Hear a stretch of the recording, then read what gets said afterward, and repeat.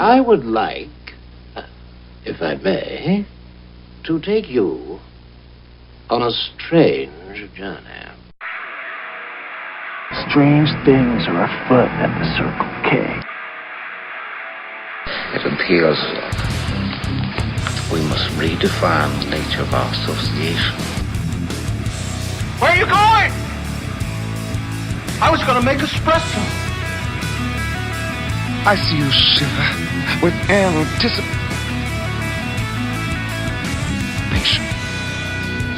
And welcome to another episode of the Containment Unit. I'm Tony. I'm Lindsey. And for this one, I was really thinking about trying to pretense our topic by singing in the opening. Mm-hmm. No. You're tone deaf. Don't. I have not had near enough whiskey to even think about singing right now. Karaoke.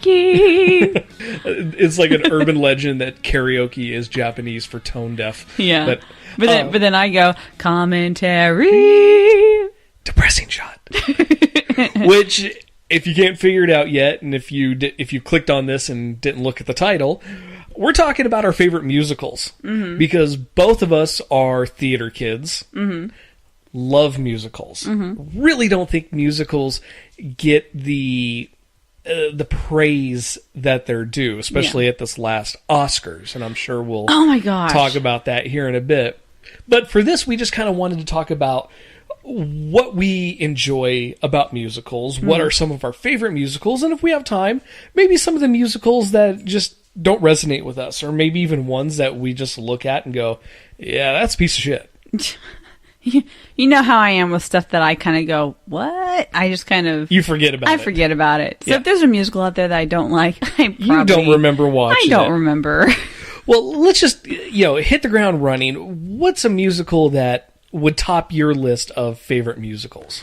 That's actually really difficult because some of my favorite musicals I haven't seen in years. And so I don't know, do they hold up to the way they held up when I watched them when I was younger? Okay. But I know a couple of songs from musicals that I tend to sing to the girls is from My Fair Lady. Okay. Okay. And I'm not really a big fan of the story, but I love the music. Are you following me at all? Yeah. Okay. Yeah. Because, the story itself is, there's a bit of irony that I've always liked for My Fair Lady, played by Audrey Hepburn, the main character, played by Audrey Hepburn. Her name is Eliza Doolittle, and she, she's thick Cockney accent. She lives on the streets of London and everything, and then this guy who teaches speech and stuff like that, decides, he makes a wager with a friend, and he's going to take her in, teach her how to be a refined lady of society and everything. This was spoofed on Family Guy. Was it? Which, the moment you started describing this, because I've never seen My Fair Lady. You've never seen My Fair Lady? I've never seen it, but... It's mentioned in the first Kingsman movie. But, and I was going to say, and it's also mentioned by Eggsy. Oh, you mean My Fair Lady? Eggsy, you're full of surprises. Just real quick, in Family Guy, Stewie's at the daycare, and they get a new student, and it's this girl with this really thick Cockney accent. Oh my gosh. And he says that he's going to teach her how to be, proper. Right. And I just remember this one scene where he has her recite something, and he goes... Okay, so this is how it's supposed to sound. And he says it. And this is how you sound. And he hits a button that goes, moo. Oh, no. But, I'm sorry, so My Fair Lady. But, it's got some of the greatest parts in it. There's this one part where he keeps having her put marbles in her mouth. Okay? And she has to try and pronounce properly around the marbles. And he just keeps, every time that she gets it wrong, he pops another one in her mouth. And then stop laughing. There are no dirty thoughts going through my head at all right now. None whatsoever. Because he's putting little balls in her mouth. And then, oh, you're about to laugh your ass off now. Then her eyes go wide and she spits all of them out and she goes, I swallowed one. like, no big deal. There's plenty more. And he starts popping more from back into her mouth again. He's counting and stuff like that. Oh, man, I think I need to edit my laugh out. Can you? I mean, I'm talking over it. I don't think you can. No, I'm pretty screwed right now. Sorry. But the reason why I'm not a big fan of the story is because he basically starts teaching her to be subservient to a degree. Yeah. You know, she has to act a certain way, be a certain way. She has to change the way she talks, the way she carries herself, the way she acts, and all this different stuff. And the big thing about it is, like, he's always like, Eliza, get my slippers, and, you know, things like that. And she eventually just gets to the point where she's had enough of him. There's no actual romantic love story in this. There is a guy who has a crush on her, but it's very, very sidebar. It's very side story. You know, there's nothing really into it. And she finally decides that she has enough of him, and she leaves him. And then she goes back to where she came from and realizes that she doesn't fit in there anymore. You know, she talks different, and she dresses different, and she acts different now.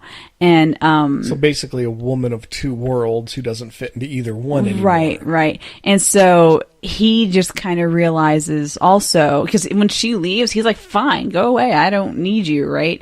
But then he realizes that he does. He's gotten to, you know, the words that he uses is, I've gotten accustomed to her face. And he's just gotten so used to her being around that it makes me think a little bit of Data from Next Gen. Okay. You know, how the sensory input patterns. How he explains how he misses people. Yeah. And, you know, he's just gotten accustomed to her being there, that when she's gone, there's a noticeable difference, you know. And so he goes over to a friend's house where he's just kind of, you know, complaining about it and stuff like that.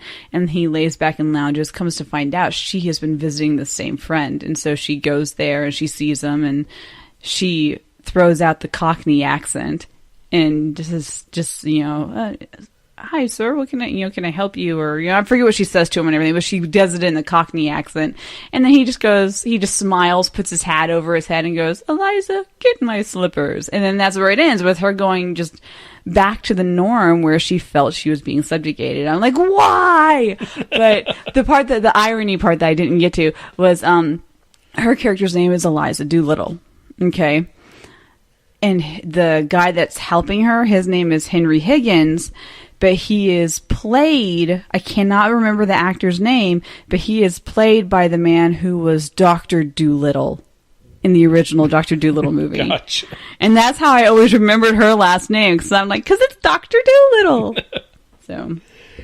Okay, so for my first one, this is one that could double as a one of my favorite musicals, but also one of my favorite underappreciated films.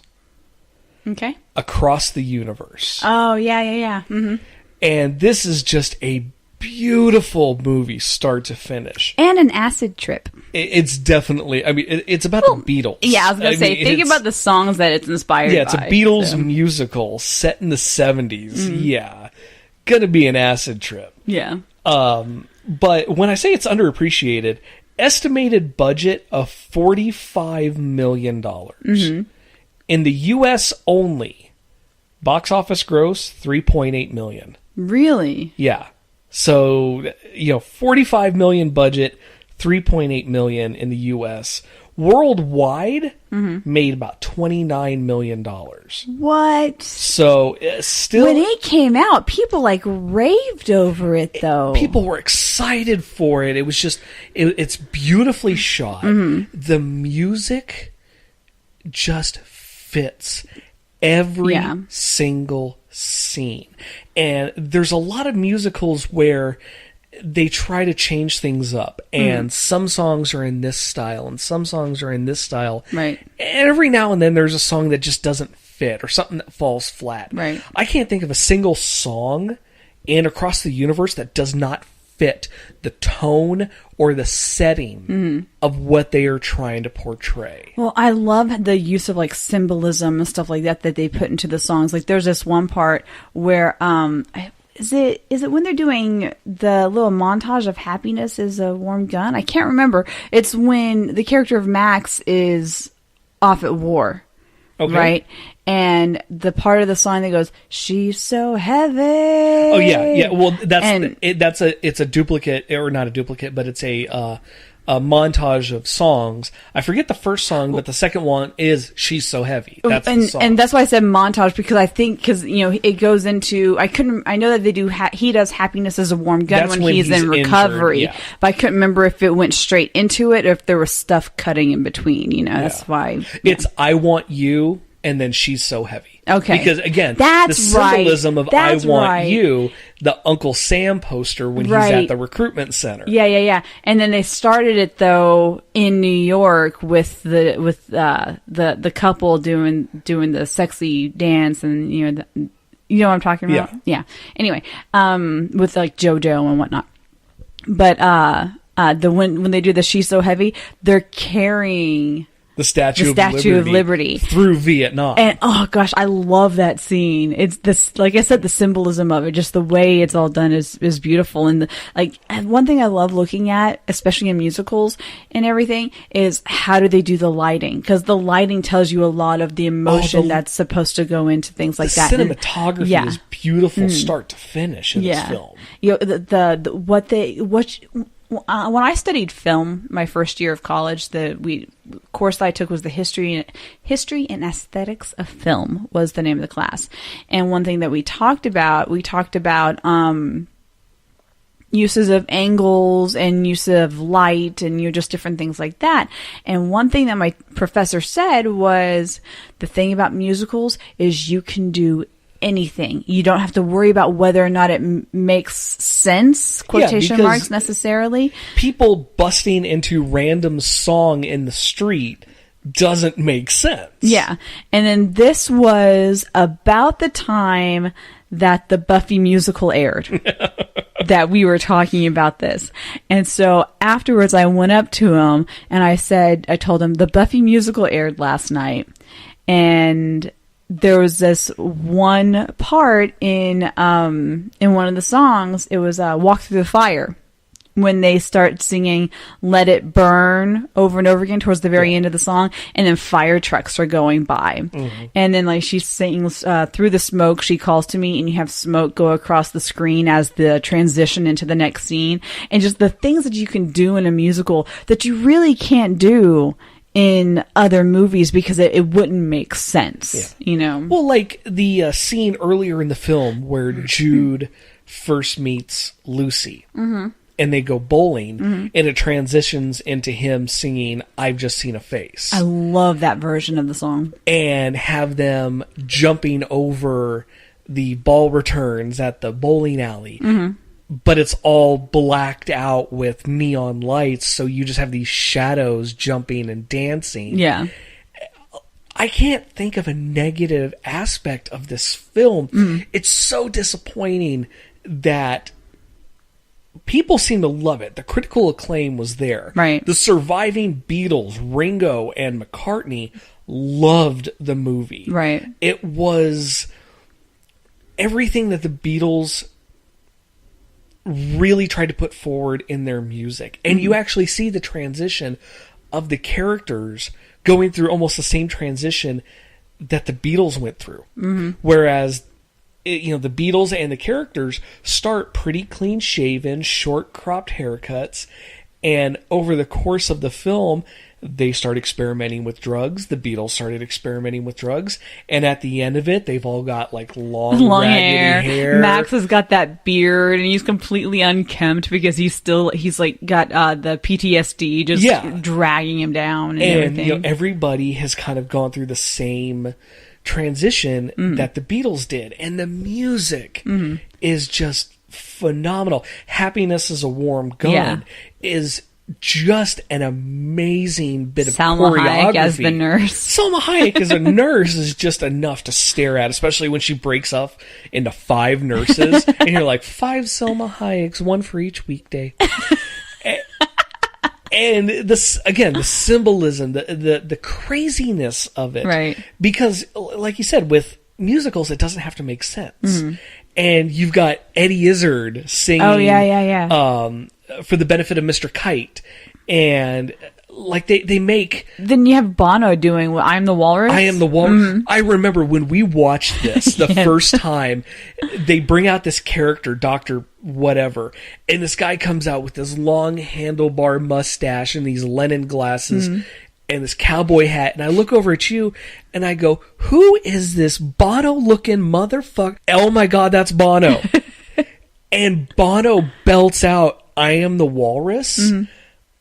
And forgive the blasphemy, I think he did it better than Lennon. Oh gosh. Oh my God, I just that is blasphemy. Love that scene. I loved how they worked parts of the songs, the original, not the original like recordings, but the way the songs were originally done into the movie. Like when they're doing Hey Jude at the end, and Jude shows back up in America, and Max is meeting him. And, you know, in the song, they start singing, "Hey Jude, hey Jude, hey Jude, hey Jude, hey," you know, and then Max is like, in the movie, they use that. Yeah, it's not just like an add-in, or anything like that.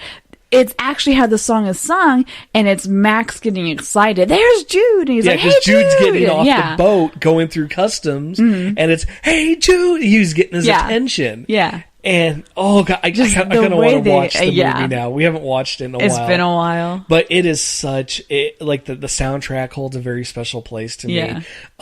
Dear Prudence is such a beautiful rendition in this movie. Yeah, Joe Cocker singing "Come Together," not "Come Together." Was it Come Together? Yeah, singing "Come Together," and then again the choreography of all the businessmen walking in line and then crisscrossing, and again. Across the Universe is underappreciated, and I cannot suggest it enough to anybody. Whether you like musicals or you love the Beatles, you've got to see this. Yeah. So what's your next one? Gosh. There are, like I said, there are so many musicals that it's been a long time since I've seen. I have this incredible love for musicals in general, because when I was younger, when I was a kid and I would get sick, and my mom would have to stay home from work because I was home from school, or oftentimes we both happened to be sick at the same time. She and I would just camp out in her bed and watch musicals all day long. Like, that's why I love My Fair Lady. That was always my favorite one to put on. So between, there was that, there was The King and I. One that I absolutely loved, and I have not seen since I was probably like 11 or 12, was Seven Brides for Seven Brothers. Okay. Actually, I don't remember any of the music from it. I just remember watching the movie and loving it. You have the fond memories. I do have the fond memories. And it's another one of those ones that, because of the era that it takes place in, and when it would have been recorded or filmed and everything, and when it would have been written originally, it subjugates women. It's about these... Okay, think of the title, Seven Brides for Seven Brothers. So it's about these seven brothers. Really? And they all need brides. And so, but I think they're like I said, it's been a long time since I saw it, but they all are like mountain men. So they all live in like this cabin up in the mountains and everything. And so they don't get down into the town often enough that they're just kind of seen as like the weirdo mountain men and everything. So instead they all go down into the town, the village or whatever, in the middle of the night, and they kidnap 7 women and take them back up into the mountain. When it was easier to get a wife. Very caveman-y. Just bang on the head and drag them off. Right. I'm sorry, I'm thinking of History of the World Part 1. When the first Homo sapien marriage took place, and the caveman comes out and hits the woman over the head and drags her off, which was quickly followed by the first homosexual marriage. And it was you've got this caveman who's walking kind of feminine, and he's smelling flowers, and a guy comes up and hits him and drags him off. Oh, I love Mel Brooks. I'm sorry, back to seven mountain men kidnapping women to be wives. Yeah.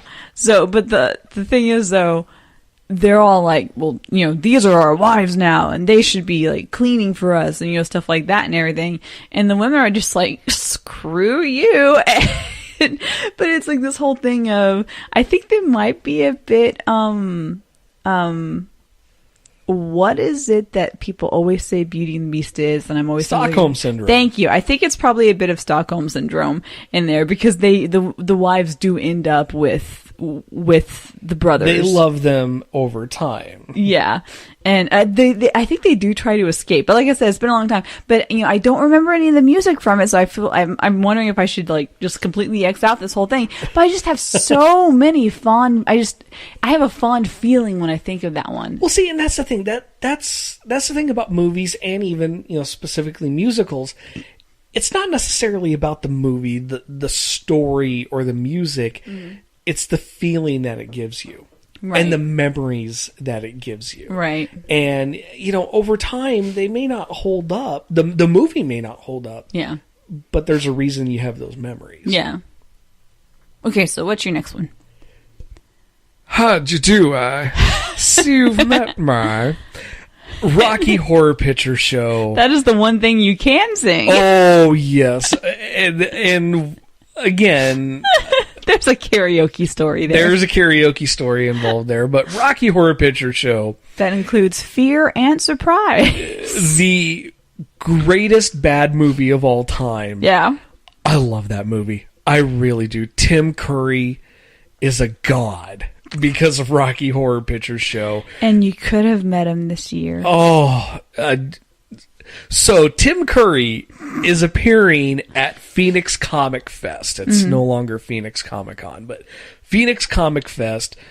Tim Curry is there, pictures and autographs. I don't think I would want a picture right now, because right now, as opposed to when? You think he's going to get better? No, but still, he's confined to a wheelchair. Kind of, you know, it would be almost a sad picture.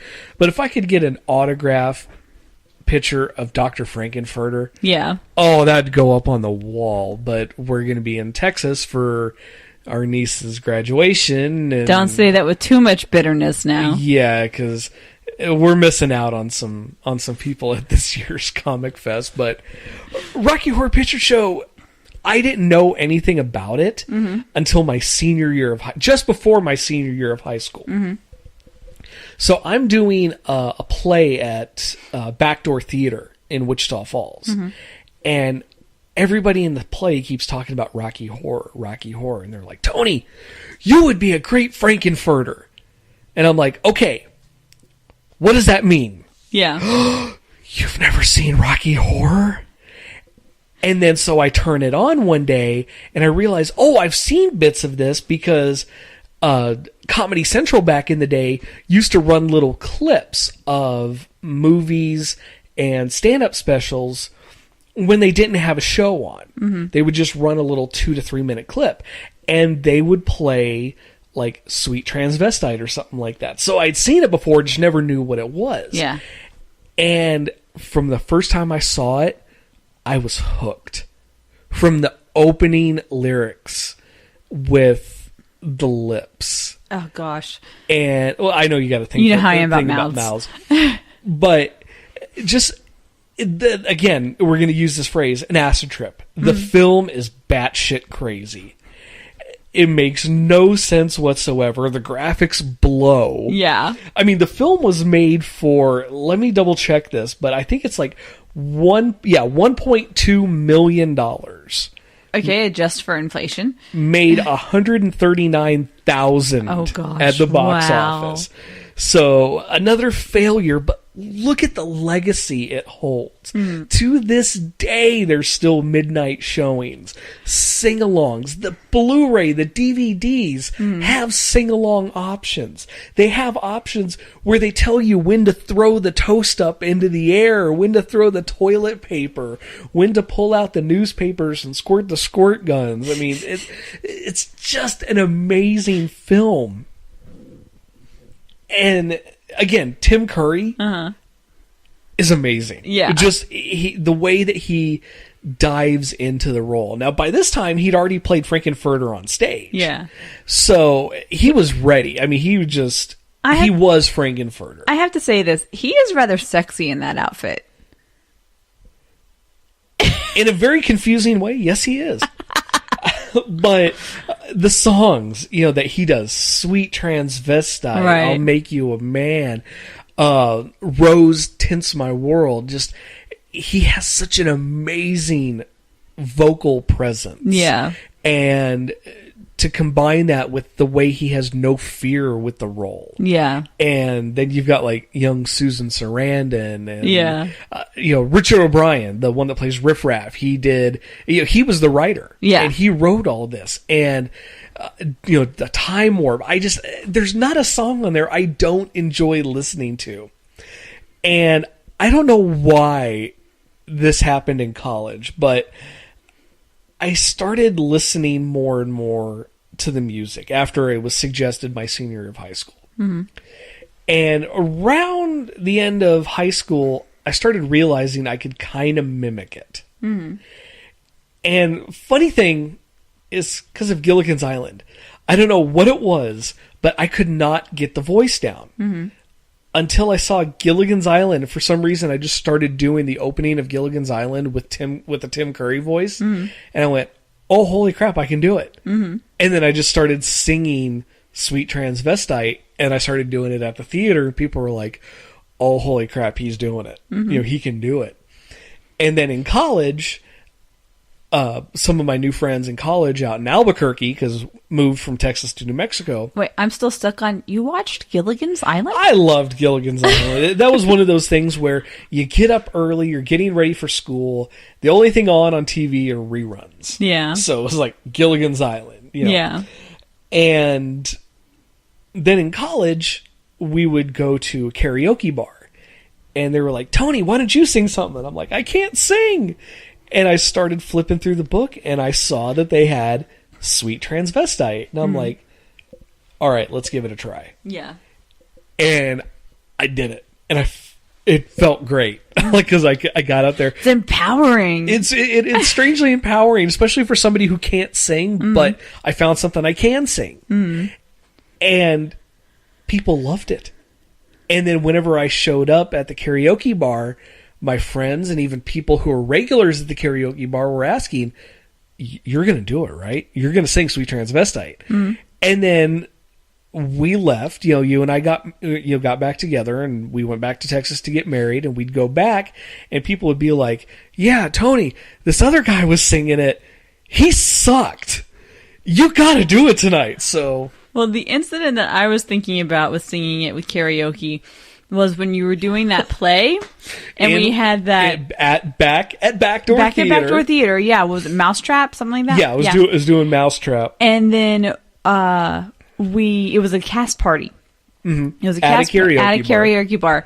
And now, keep in mind, let's explain. This is Northern Texas, where it is very much shit kicker territory. Lots of cowboys with their tight Wrangler jeans and their 10-gallon cowboy hats and things like that. And we're talking about the area and this bar. Yeah. Oh gosh, so many of them at this bar. I mean, like they've got their chew in their mouth, stuff like that. And I mean, gobs of chew just lining. I mean, this is not amateur territory. These are people who, like, this is their life. This is not what's the word I'm looking for? Basically, this is an area where the high school fight song is dueling banjos. A lot of good old boys. Mm-hmm. For them, the Dukes of Hazzard was a documentary. So yeah, it is a very intimidating area to consider singing Sweet Transvestite. I remember you were scared to get up there. You were worried that someone was going to like jump you in the parking lot as we were leaving or something like that. Because this is a place that is not very kind. Don't get me wrong. There are definitely really good people out there. There are some great people in this Northern Texas area. But overall, it's not LGBT friendly. Yeah, whenever you go to someplace like a bar, unless it is a bar specifically catered to an alternative community, you're basically going to find people who are not very open to what they see as different. I was so ready to throw Oliver under the bus. if anybody got in my face, because there was a bunch of shit kickers and I was drunk, and if they started getting in my face, I was going to go, "He's a drag queen!" and throw was Oliver there that was night? with us, yeah, because I remember he was telling us stories about straight guys from high school that he turned. Okay, Yeah. I had like 3 Jaeger bombs that night, so I don't Oliver's really is a really good friend of ours. He's actually the younger brother of one of my best friends from high school, and Oliver is now a professional drag queen. Yeah, he's really good at it, though. Very good at it. But He goes to like red carpet drag events and everything. But anyway, so we're thinking that you're gonna like get pulled off the stage and like beaten bloody, and so you were terrified to go up, so you were like asking me, will you come up and like dance on the stage with me or something like that, right? Just to show, this is my wife, I'm hetero. And so you're up there singing Sweet Transvestite, and so I get up there and I start like dancing around the stage. I cannot dance, to just make that very clear, and dancing around you on the stage and everything, and some other woman who's like drunk off her ass gets up there and starts dancing on the other side of you, and I'm just like, who is this strange woman and what is she doing? And I look out in the crowd and cowboys are like, woo! I think a couple of them were bowing to you. They were like doing the whole "we're not worthy" thing, right? And so we get off the stage and I was like, Tony, that was great. Like there was like standing ovation. You were like, wow, that went completely the other way than I thought it was going to. I was like, I'm gonna live.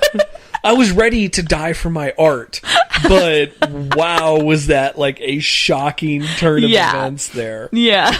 And it's just, and again, that just shows Rocky Horror is just a lot of fun. Yeah. It's not for everybody. But it transcends demographics. It really does. It really does. There are people out there who are Rocky Horror fans that you would do a double take when they say, "Oh, I've been to 3 midnight showings." Yeah, I still haven't been to one. I want to go to one. But so yeah, Rocky Horror, one of my favorite musicals of all time, and I try to watch it every Halloween because it screams Halloween for me. And this last year, I put it on when our girls were still awake, and I like gave you dagger eyes. I'm like, what are you doing? And I was like, it's not that bad. And it got to the introduction of Frankenfurter going into Sweet Transvestite. And he just comes up on the screen and tears off his cape. And Tori, our 4-year-old, looks up and goes, "Oh my God." And I just went, yeah, time to turn this off now.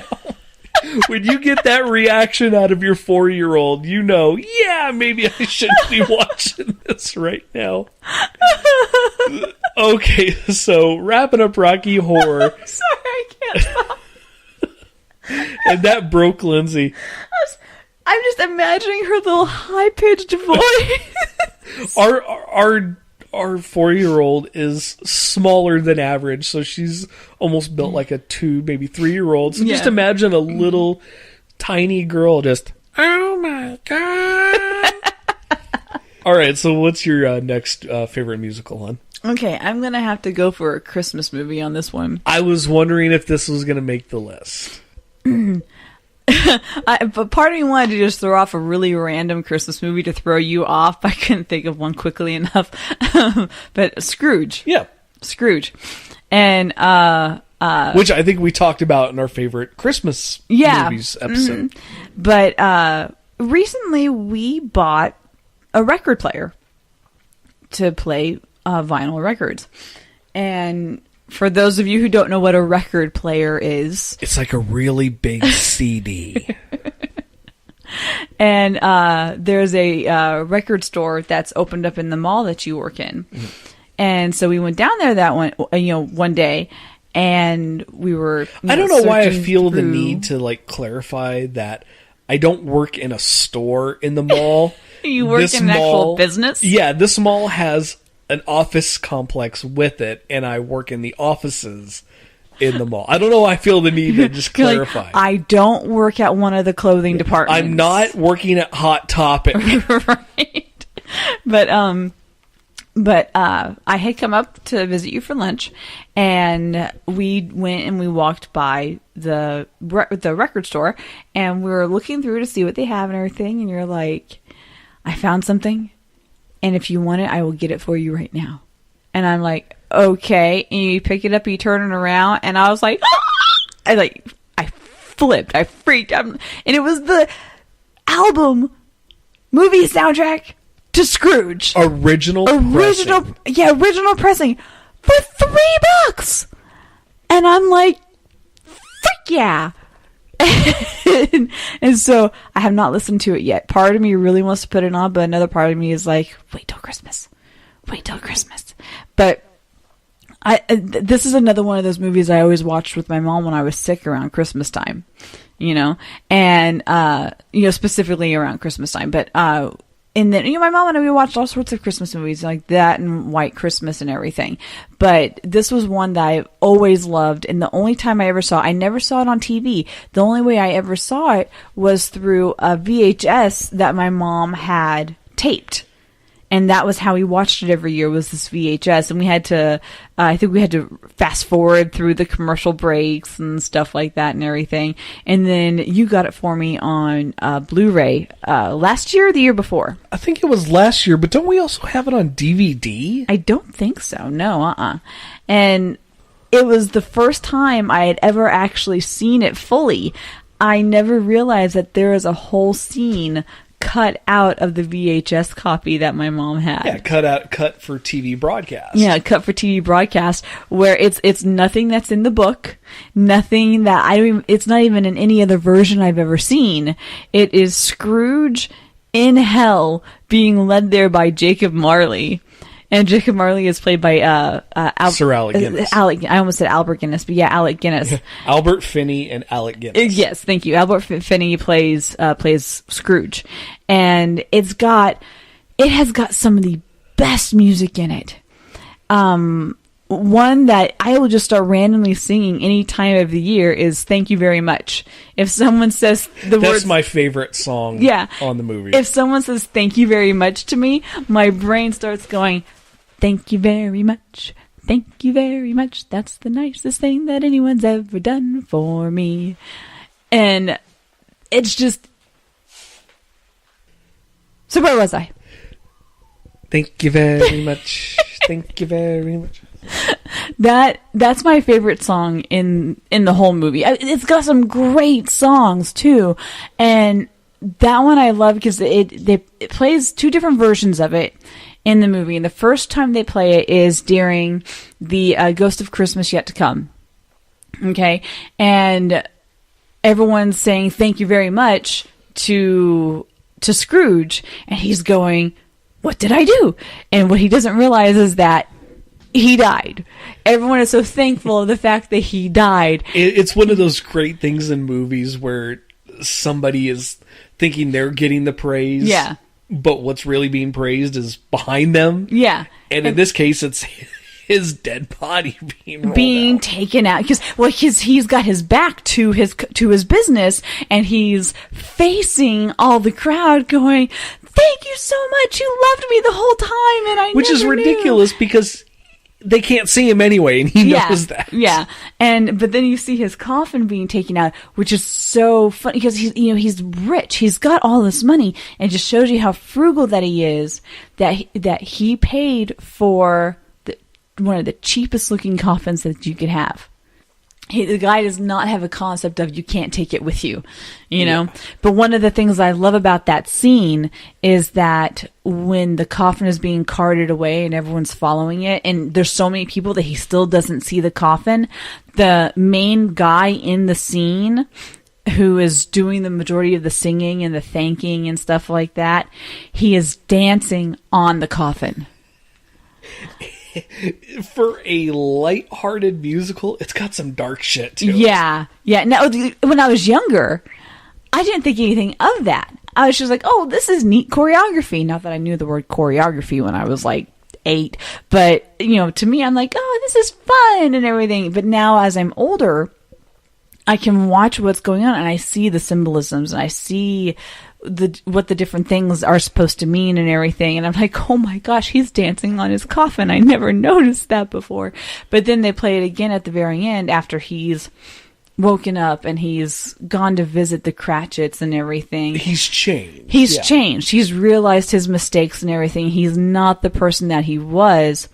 And then he goes up, the one who had been mainly singing the song in the previously, Scrooge goes up to him and his ledger, his book, which has everybody's debts and stuff in it, he tears it up in front of him and says, I'm starting you new. Nobody here owes me anything. And then that guy starts going, thank you very much. That's the nicest thing that anyone's ever done for me. And then it goes into the song, but this time they're actually grateful to him. Yeah. They're thanking him. It's not because he died. It's because he actually did something good for them. And it's because of that scene that I think that is one of the best renditions of A Christmas Carol. Yeah. My favorite still is the Disney CGI one. Okay. But that scene, I think, is better than anything that has ever been put out. Yeah. Because you actually see him interacting with people with this new frame of mind. Right. Well, like when he goes to visit the Cratchits. And he's dressed as Father Christmas, and they're like, who are you? You still don't know who I am, do you? And they go, Father Christmas. And then he pulls the beard down really quick, and the wife, Mrs. Cratchit, she screams. But then, oh gosh, I love that one moment whenever he's bringing all the toys into the Cratchit children, because they're poor and everything. He doesn't, they can't get stuff for their kids and everything. And he's bringing all of these toys in. He's got like 5 kids, and he's bringing all these toys into his kids. And then he doesn't bring in anything for Tiny Tim. And Tiny Tim, his face just falls and he gets sad. And then you hear Scrooge go, oh, I almost forgot.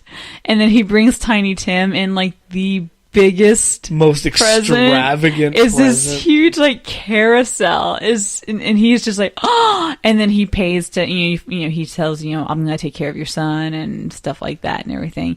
But I love the relationship in this between Bob Cratchit and the 2 youngest children.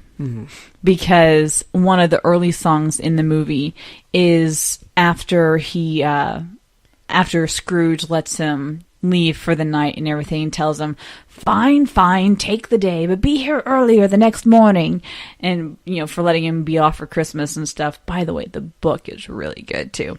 And letting him be off for work and everything. And he goes out and he meets his children, and his children are looking in the toy store display window.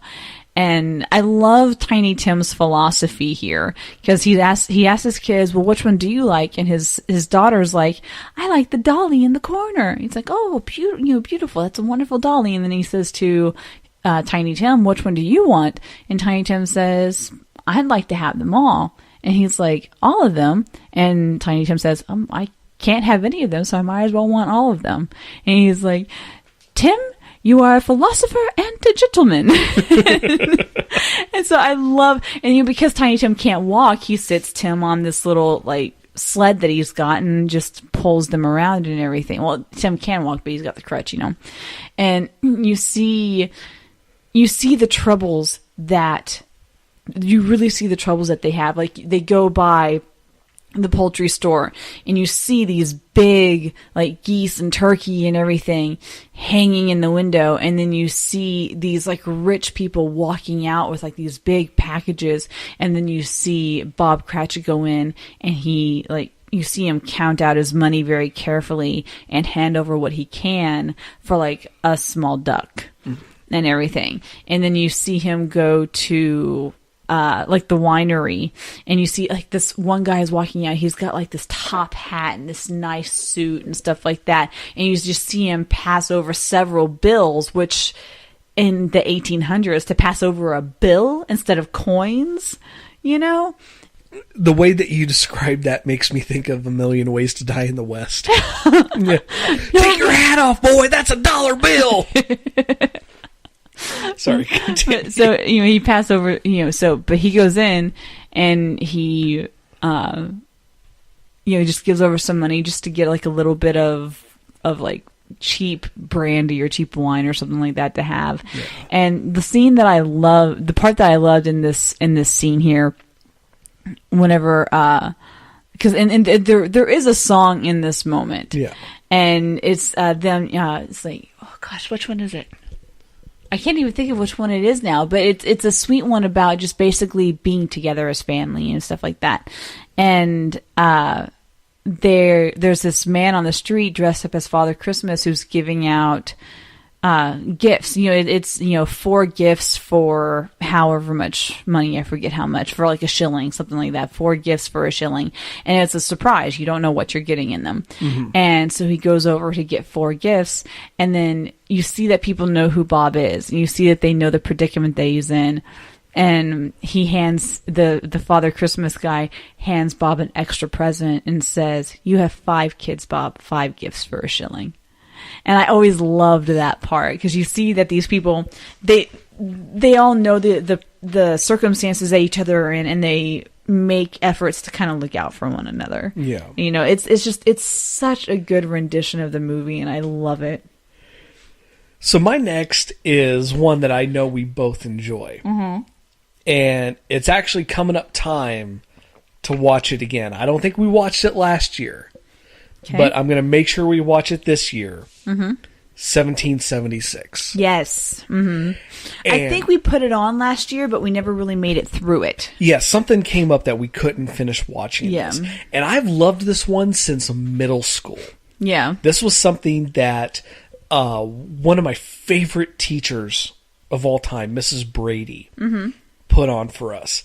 And it was 1776, a musical about the creation of our country, specifically the drafting and the signing of the Declaration of Independence. Right. Yeah. And the music is beautiful. It is. The cinematography is great. This was actually done around like 1975, maybe, give or take. Something like that. After being a stage show. Right. Many of the actors who were in the Broadway production transitioned to the Hollywood feature. 1972. Oh, wow. Earlier than I thought. 1972. Yeah. And there's very few people in this who are recognizable by today's audiences. Right, yeah. The guy that played Thomas Jefferson, I can't think of his name right off, but he recently passed away a couple of years ago. Oh, did he? But John Adams. Thomas Jefferson, yeah. Yeah, Thomas Jefferson. Yeah. But John Adams is played by, I can't think of his name right off, but in Boy Meets World, he was Mr. Feeney. Mm-hmm. And children of the 80s will remember him as the voice of Kit from Knight Rider. And he plays John Adams, who is the lead of this story. He's still alive. Oh, yeah. He's old as dirt, but still alive. William Daniels. And the music and the performances, just even the acting, is top notch. And it's not entirely, I would say, historically accurate. Yeah, well, they had to change bits around in order to fit it all into like a 2-hour time span. Exactly, or however long it is. Yeah. But they very much treat it like a stage show. Like the lighting in it? The lighting is very theatric, but even the progression of time is very theatric, because they have a calendar up on the wall in Independence Hall, where the steward basically goes up, and whenever they want to signify that a day has passed, he goes up and tears off the sheet to the next day. Yeah. And it really is just, for me, it really resonates because the Declaration of Independence and the creation of our country is one of my favorite moments in history. I actually have a little pocket version Of the Declaration of Independence because I love what it means, and I love the way that it was written. There's so many things about it that I love reading it. And I love hearing it performed because the Declaration of Independence was written to be performed. It wasn't written to be read. It was written to be given to an orator. Yeah. To speak in front of a whole group of people. Well, there's a reason why they made Thomas Jefferson do it. Yeah. Which is actually put into song. In it's put into song where Thomas Jefferson is the best writer of anybody in the Continental Congress. And that scene in that song, what was it called? Like Dear Mr. Adams? I'm obnoxious and disliked. You know that's... Yes, I know. But that song is one of the reasons why it was censored when it first came out. This movie... You watch it now, it's kind of like... It's tame. Right? But for 1972, I almost said 1772. For 1972, it was risque. Well, because of that line where he goes, I'm only 41, I still have my virility. Yeah. I still romp through Cupid's grove with great agility, but life is more than sexual combustibility. And then combustibility, combustibility. And you've got like Benjamin Franklin and all these guys dancing in the background. But whenever he says, whenever he says basically, Thomas Jefferson, I have sex too. Yeah. And then Franklin's all like, I burn, Mr. A. So do I, Mr. J. And John, really?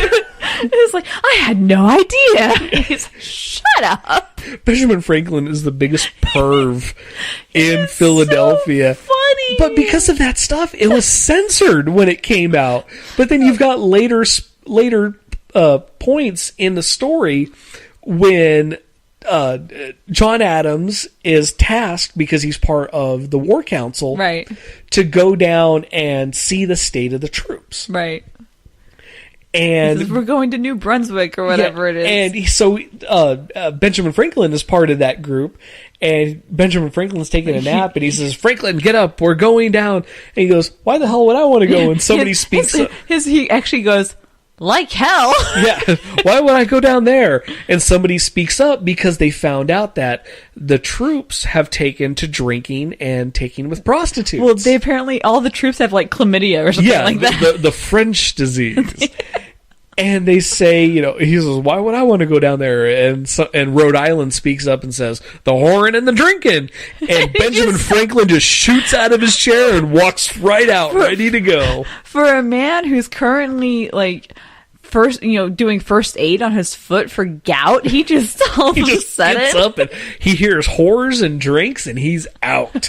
Right. And I love the way he introduces himself to Mrs. Jefferson, though. I'm the man who invented the stove. Well, because he's trying to get her to understand. I'm Benjamin Franklin. And she just looks at him, and she looks at him with astonishment, but he mistakes it for confusion. Mm-hmm. He's like, the inventor of the stove, and kind of thing. She's like, I know very well who you are. But as you can tell by the way that we're talking about it, the movie's a lot of fun. Mm-hmm. It's got a lot of great humor. It's got a lot of great serious and borderline dark moments, because there's this character that comes in who is delivering reports from the front line. He's always so frazzled. He's always frazzled, and he just comes in, slams the note down, and goes back to the front. Mm-hmm.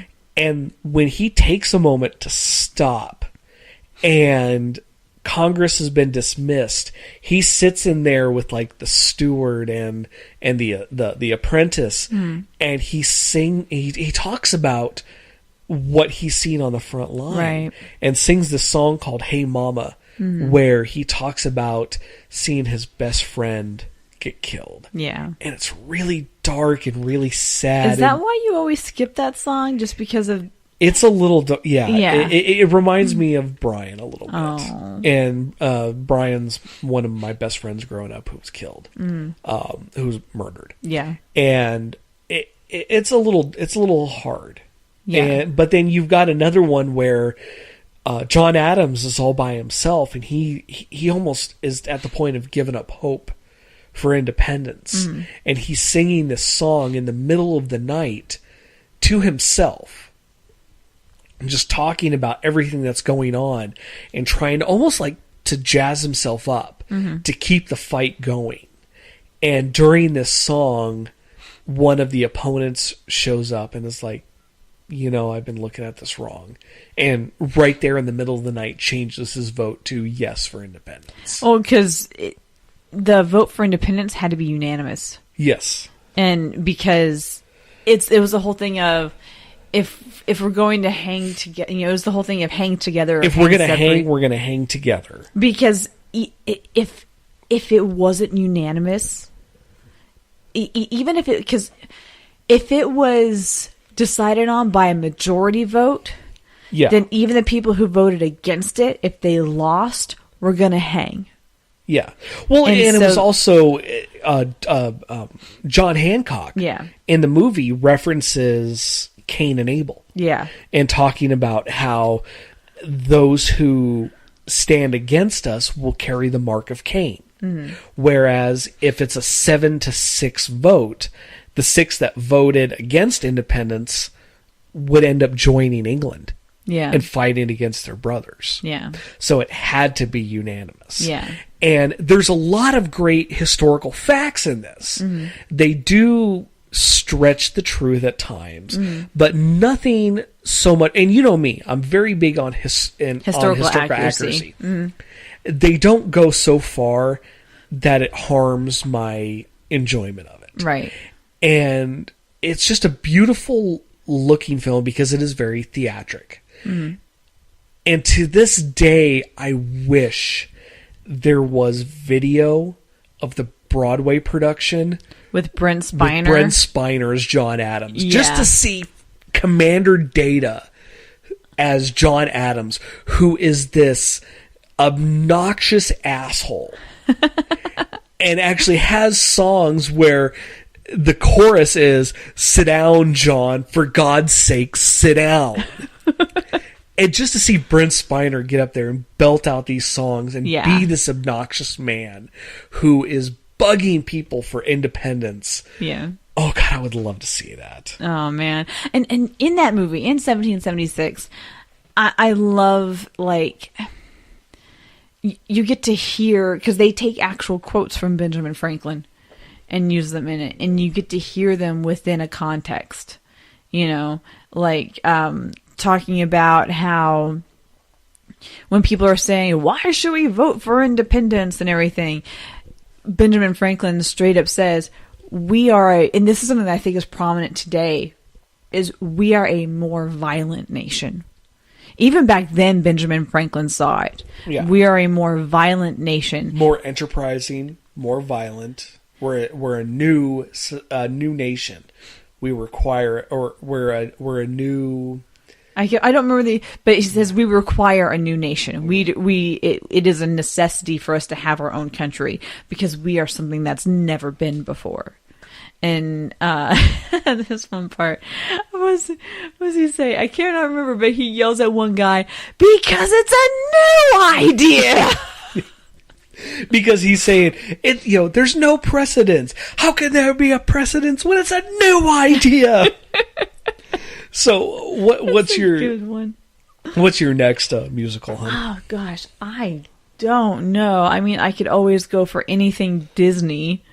I was about to ask you before we started this if we want to exclude Disney because for me, I would almost include the live action Beauty and the Beast. Yeah. Cut over the original Beauty and the Beast, right. Actually.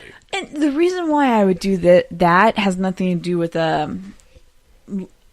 less of an appreciation for the original. You know how I am. Beauty and the Beast is my all-time favorite, just fairy tale in general, not just by way of movie or like the old 80s TV show, which I love.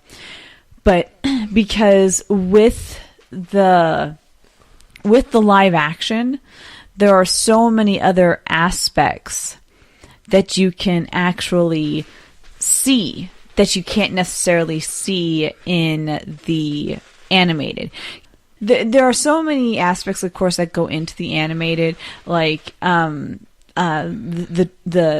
painstaking drawing that goes into every cell. Yeah. And then some of the earliest representation of what CGI could really do with the ballroom scene and everything. But the thing that I love about the live action stuff is you can see the costuming. You can see the work that a costume artist that went into put, you know, the love and the care that they put into it. The lighting, the setting. I know I keep saying lighting, but you'd be surprised what improper lighting, how it can just hurt an entire scene or an entire film, depending on how it's done. Well, the beauty too with that film, with the live action film of Emma Watson and was it Dan Stevens? Yeah. The Beast. God, they did such a good job with the CGI. You almost forget it's CGI. And then he actually got to sing.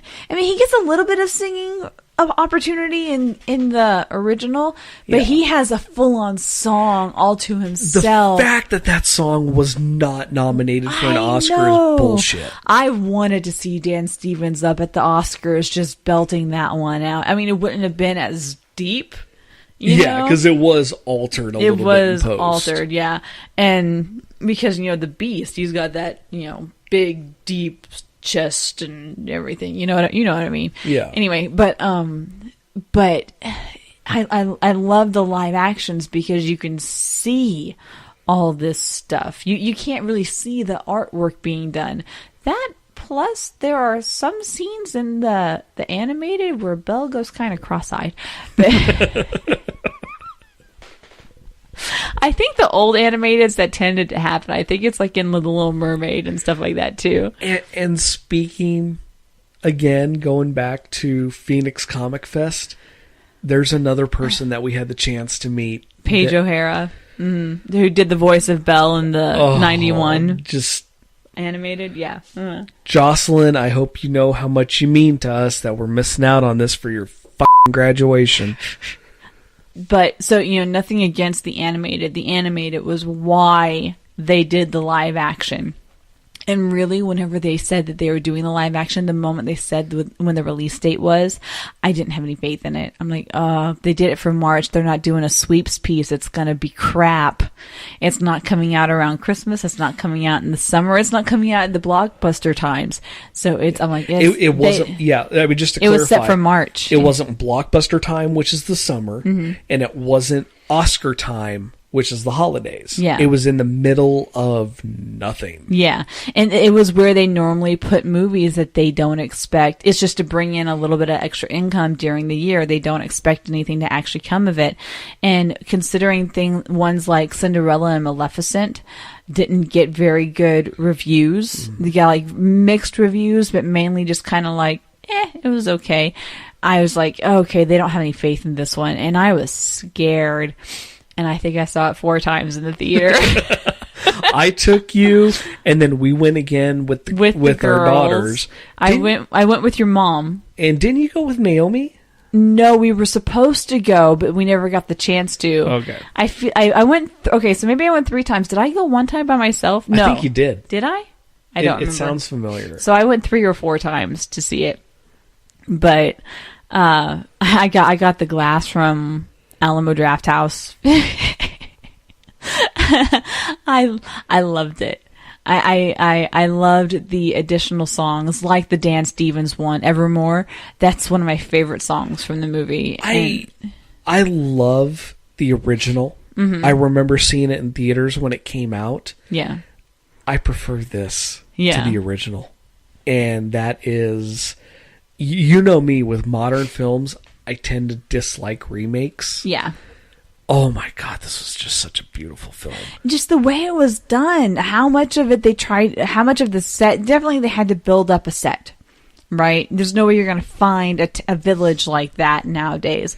But they did what they could to build it up outside of a studio. Yeah. Outside of like a studio, enclosed studio on an actual area that you could see the blue skies above, and there was natural sunlight, stuff like that on an actual... It felt like an old school musical. Yeah. Especially that opening number with Belle walking through the village. Yeah. It felt like the old 70s musicals. Mm-hmm. The way it just had such a grand scale. Yeah. And granted, with animated films, they can do a little bit more. Yeah. They can be a little bit more grand at times. Yeah. And I will say that, like, Be Our Guest was probably a little bit more fantastic in the original. Animated. But still did very well.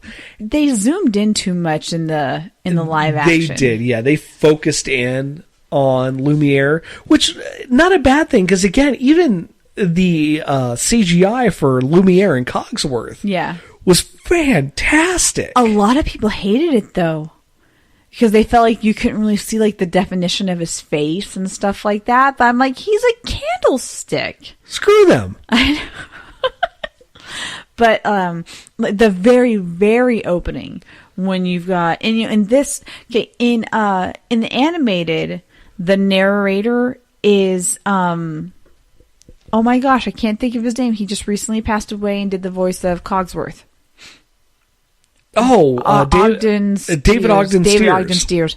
And Major Winchester from MASH. But you can tell he changed his voice. He deepened his voice and became more serious. Whereas, God, I forgot he passed away. That's sad. With when he actually did Cogsworth, his voice was higher and more, like proper British. Yeah. But when he's doing the narrator, it's deeper and more dramatic and everything. And in the live action, the narrator is the Enchantress. Yeah. And so, inflection. Who plays a much better role in the remake. In the animated, you just see like the stained glass of her as she's giving the rose to the prince and stuff like that. But in this, you see her, and she actually plays a more active role in everything that's going on with the curse. You can see more of her influence. She's a constant character. Yeah, you can see her influence in everything that's going on, and it kind of makes you wonder, how much of this did she direct? How much of this did she plan out and have this whole like idea of how she planned for it to play out? Yeah. Was she waiting for Belle to come along? Did she know that Belle was the one who could break the spell? But at the very beginning, the makeup on the prince, the clothes, and this is something else that I loved, was the very extravagant gowns on the women who are dancing and everything. It's all very big and poofy and rich, and you know what I mean? It is definitely where you can tell that he spent lots of money to make sure everybody had to look just so. It was best of the best. And then at the very end of the movie, everyone is still dressed nicely, but it's definitely a lot more subdued. There's a humility that's been injected. Yeah. They are still nice clothes, but you can see them being more village inspired. Yeah.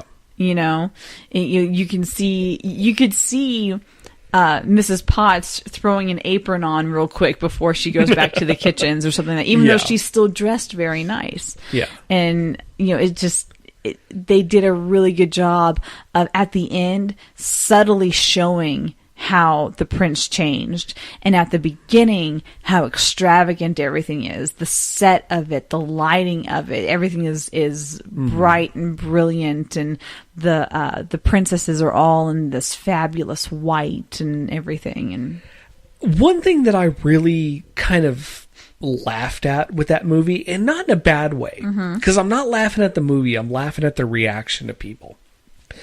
People lost their shit over LeFou being gay. Yeah.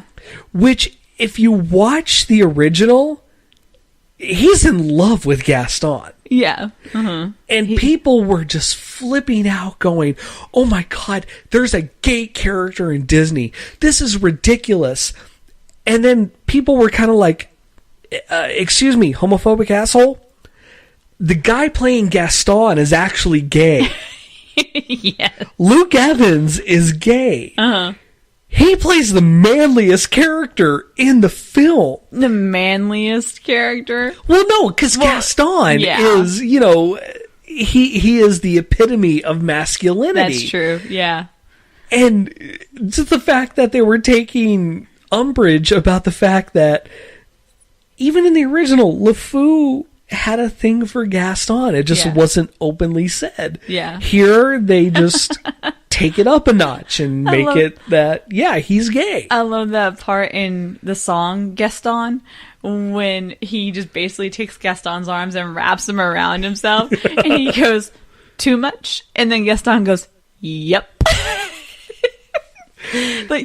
I love that they kept the song Gaston in, but some of the changes that they made to the song. Like, Gaston comes in and he's talking about hunting. And he says, then I shoot from behind. And LeFou says, that's not fair. And Gaston goes, I don't care. And I love that because at the end when he's hunting down Beast, he shoots him from behind. Yeah. Like every shot that he takes on the Beast is always from behind because he's too much of a coward to face him. We're talking about a gay man taking shots from behind.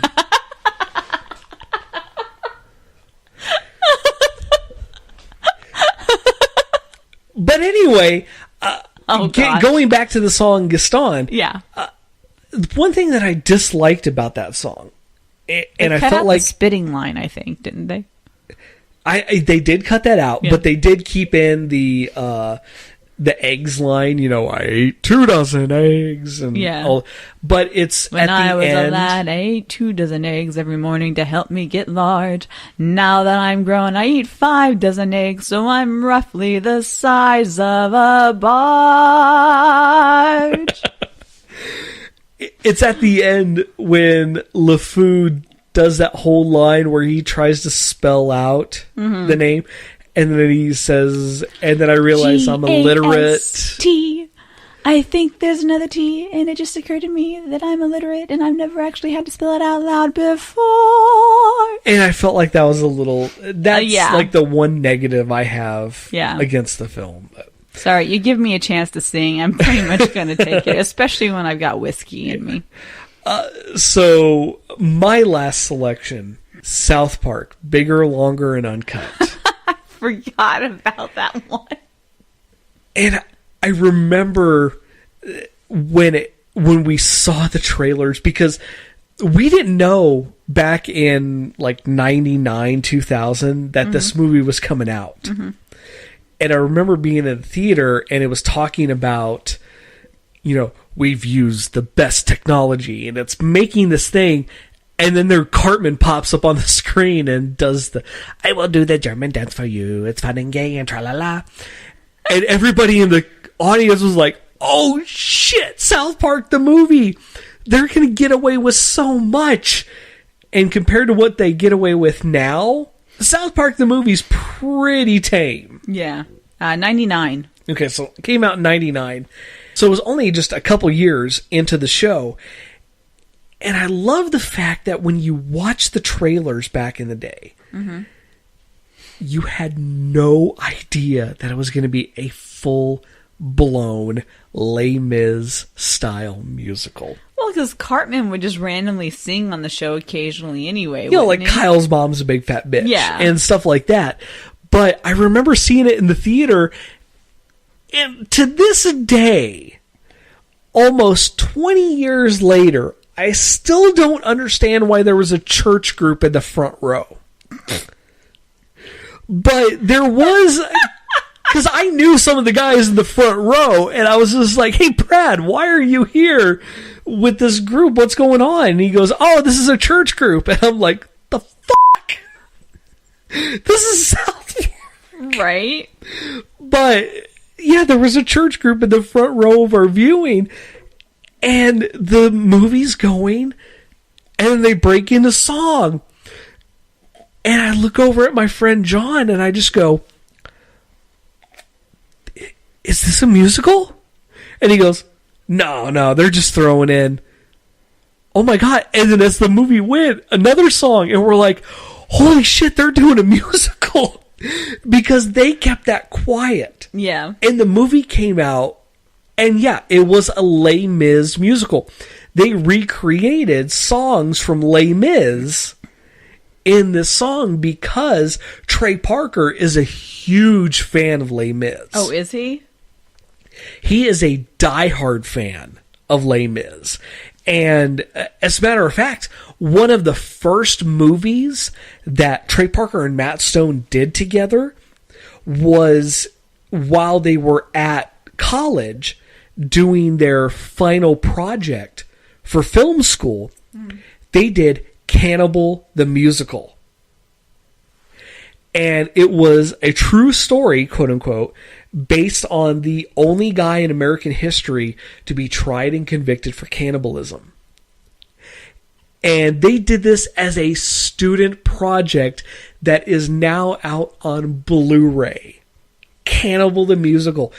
For the audio commentary, they get drunk and just talk about the movie. So they have, it's a Rodgers and Hammerstein style musical. Mm-hmm. They have a love for musicals. And it shows in South Park Bigger, Longer, and Uncut that they do La Resistance and all this Les Mis stuff.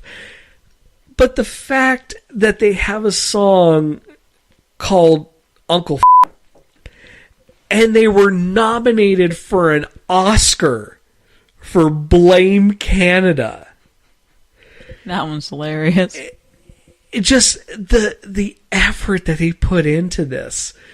Some of the most ridiculous songs, but they're beautiful too. Like, one of my favorite songs in there is What Would Brian Boitano Do? And it's just this random thing of, this was around the time when What Would Jesus Do? Mm-hmm. Was like the go-to. People were wearing the bracelets and everything. Right, yeah. And the WWJD. Yeah. And Trey Parker and Matt Stone are fans of more obscure stuff, and they're fans of even ice skating. Mm-hmm. And I think it's Trey Parker that's a fan of Brian Boitano. So they do this whole thing of, what would Brian Boitano do? And you're just like, what? And they, yeah, what would Brian Boitano do if he was here right now? He'd make a plan and he'd follow through. That's what Brian Boitano do. And at the end, Trey Parker... he'd kick an ass or two. That's what Brian Boitano do. Over the end credits, they do like almost a thrash metal version of it with their band. And... oh my God, just music has always been a good thing for South Park.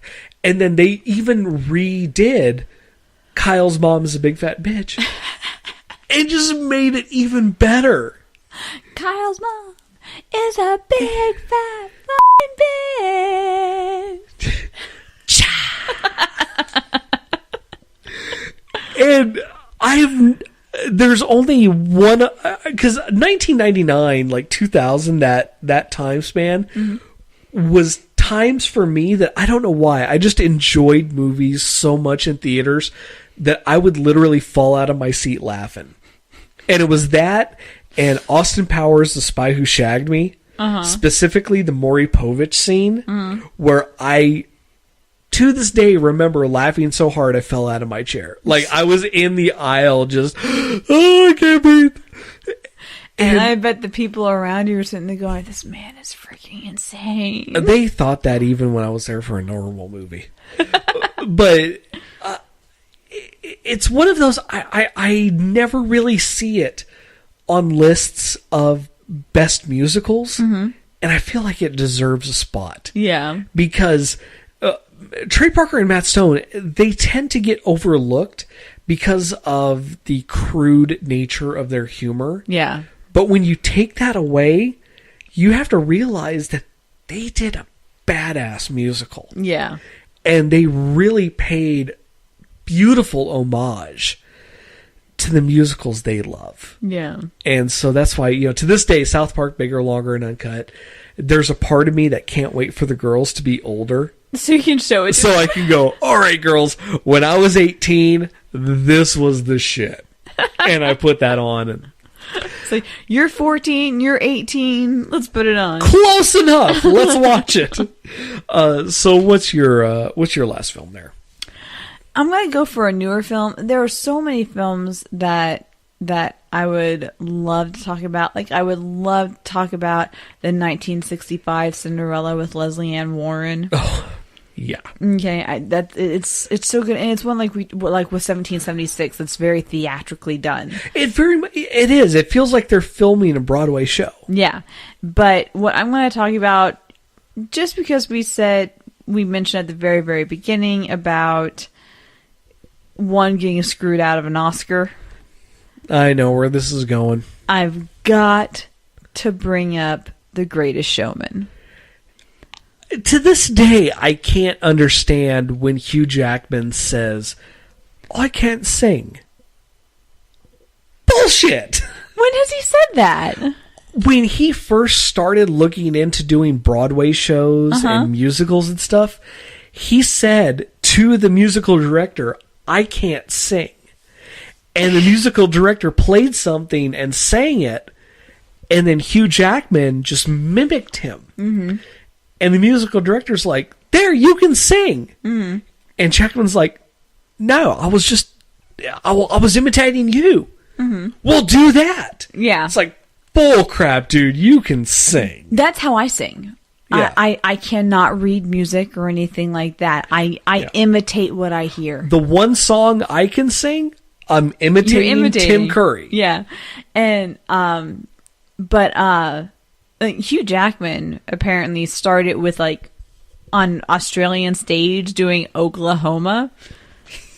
Yes. Which is actually mentioned in an episode of Supernatural. The musical episode of Supernatural. Sorry.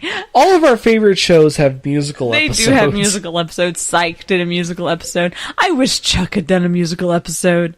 Zachary Levi can sing so well. I wish Chuck had done a musical episode. Can you imagine if Gotham did a musical episode?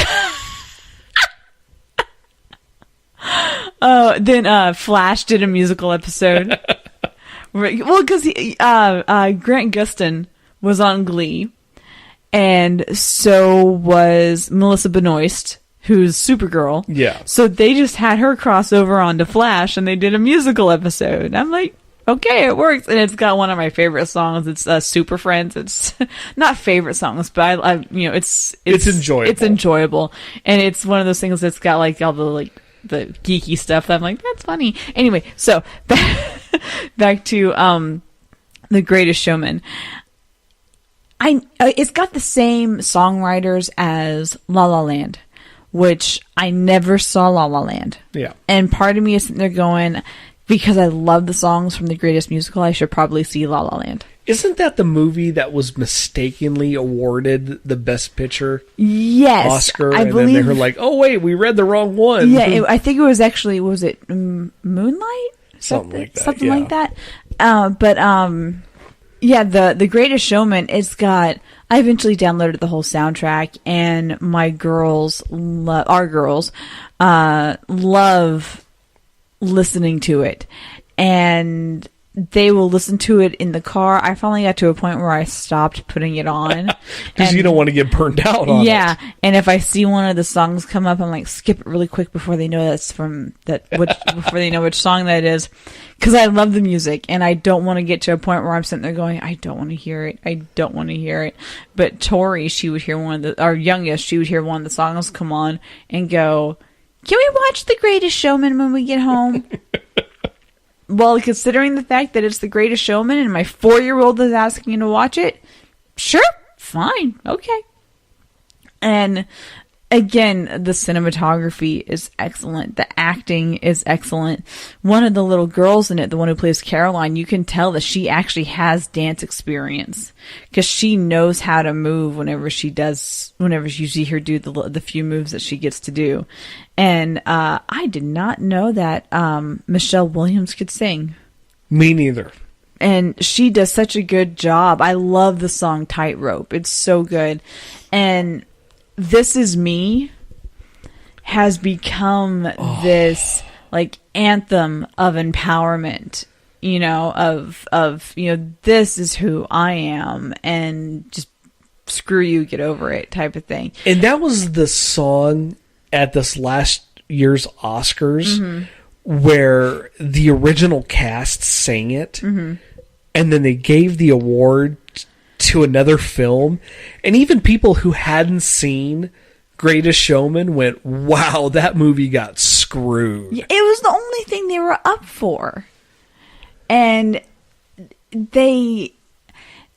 watching it on the stage, it definitely does not live up to what it lives up to in the movie. Not at all. But that's not due to like the song not being good enough or anything like that. The reason why it loses a little bit is because I think her name is Keala. I cannot remember what her name is. Who plays the bearded lady. She gets really bad stage fright. Yeah, and so it's hard for her to really, you hear her voice breaking more, stuff like that. Well, it was such an emotional experience. Yeah, that she cracked, and you can go back and watch the video of her singing this song live at the Oscars. She starts crying during the show. And for me, that kind of adds to it. Well, also, they spent like 7 years working on this movie. They put so much heart and soul. If you saw the stuff that Hugh Jackman was posting on Facebook, he is so proud of this movie. This is stuff that he put so much of himself into. This is truly a passion project. And he actually, because what they do is they record all the music first. They learn the music and they record the music. And then when they're on set filming, they have the music playing and then they sing on set or they lip sync to it. And he actually lip synced to almost every single one of the songs because he had just had skin cancer removed from his nose. And because the way your vocals vibrate up, he was told not to sing. And so he didn't sing on set for any of the songs except for From Now On. And that one was him breaking doctor's orders. He was like, screw it, I'm singing for this one. And that's a good one. That's one that the girls love to listen to. Yeah. And just to clarify, the bearded lady is Keala Settle. See, Keala, I got her right. Hey, I got a name right. Yeah. It's not like our review of Black Panther where we get a character name wrong for half the freaking review. But, okay, I lost my train of thought now. What was I talking about? I know I was talking about The Greatest Showman, but I don't know specifically. I know I was talking about his skin cancer and everything. But, the actors all just put the actors just all put so much, heart and soul, so much of themselves into this. And you can see it in the way everything is done.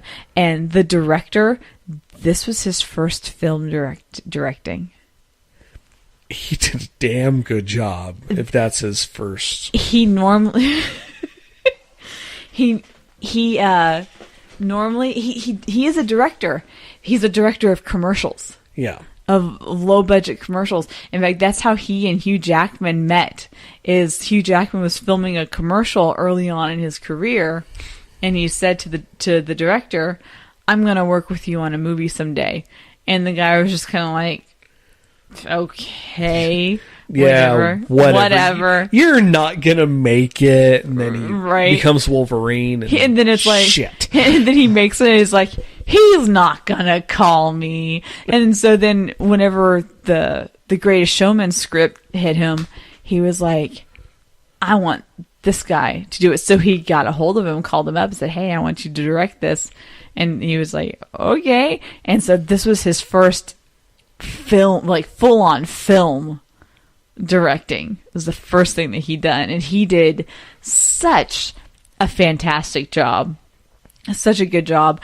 And it just, but like we were talking about with, Keala Settle's performance, how she has stage fright and everything, it does not do justice to how it is in the actual movie. Oh, yeah. And that is my favorite part of the film. Well, you didn't go see it in theaters. No.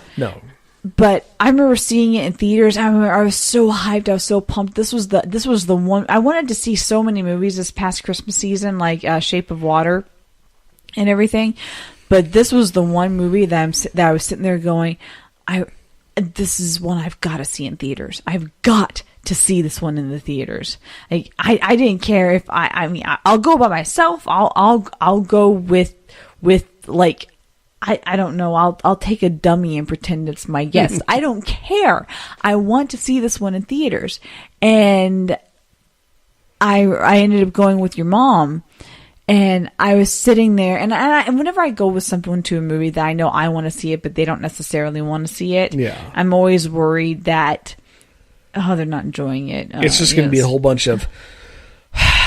yeah, But the entire movie, I was just engrossed. Like, I couldn't wait to see it again because my emotions were so heightened by... It was one of those ones where... Please stop that. What? You're tickling me. I'm sorry. It was one of those ones where, from the onset, I was enthralled. The very beginning, the way...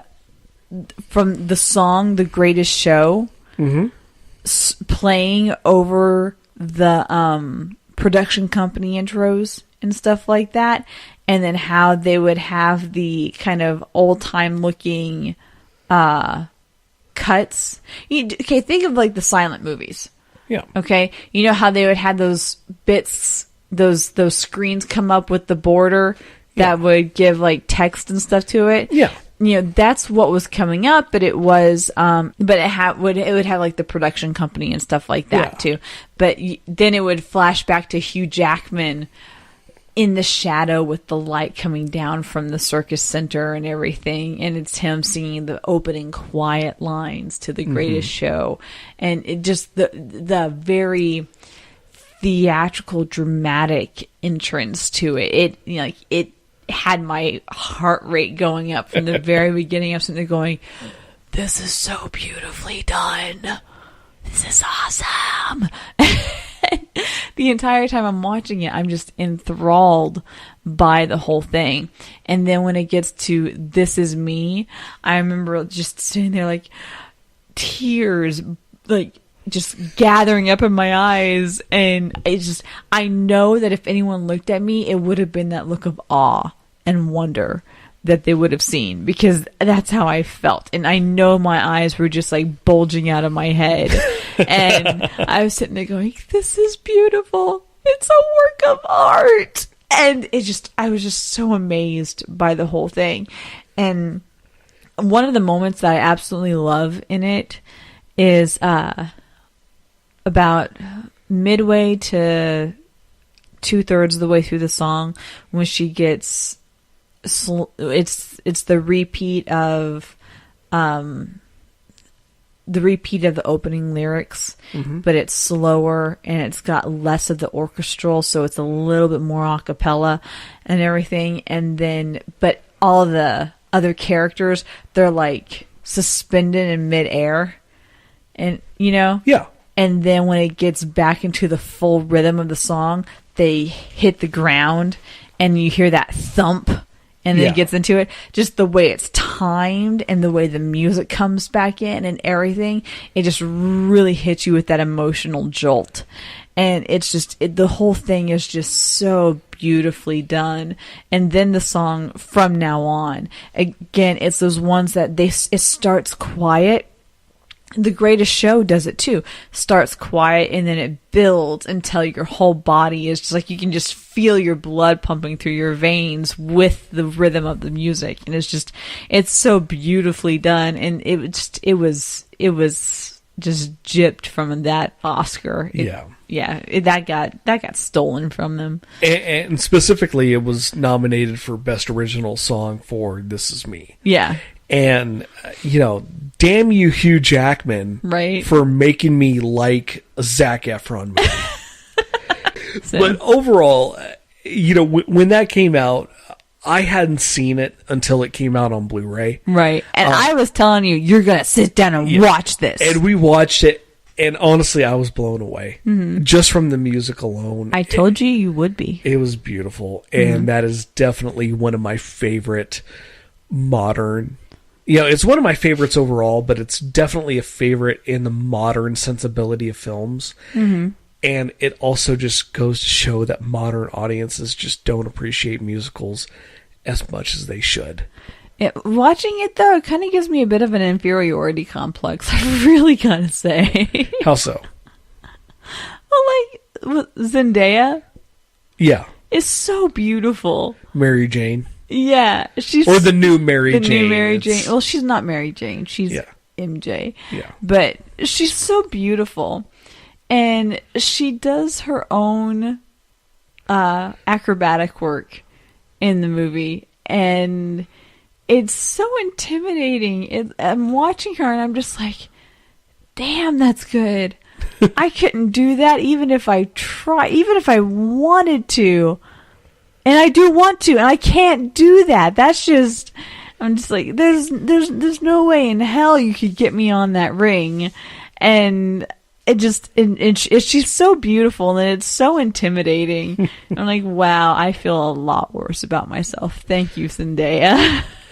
Well, that's a great way to wrap up this episode here. But, okay, here's another tip. Well, I didn't give any others. So here's a first tip. Let's not give me whiskey before we record. How about that one? No, I'm giving you whiskey before we record every single time now. But then I say humiliating things. Don't do that. That's not nice. But again, I want to thank you for listening. Musicals really are some great cinema. Yeah. And I encourage everybody, even if you're just like, I don't like musicals.